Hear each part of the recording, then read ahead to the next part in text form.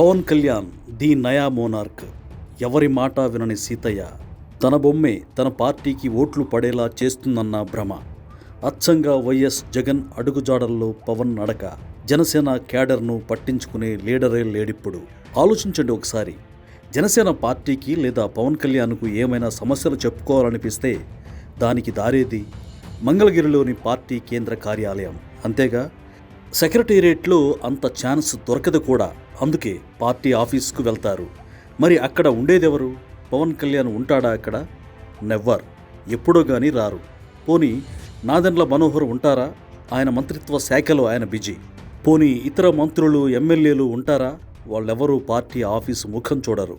ఎవరో పేరుకు మాత్రమే పార్టీ ఆఫీసులో ఉంటారు. వాళ్ళకేమో ఎవరి స్థాయి ఎంత, ఎవరికి ప్రాధాన్యత ఇవ్వాలో తెలియదు. ఇదంతా ఎందుకు చెప్పుకోవాలంటే, జనసేన సైనికులను గాని సాధారణ ప్రజలను గాని పట్టించుకునే వారేరి? ఇదే ప్రశ్న తెగ వినిపిస్తోంది.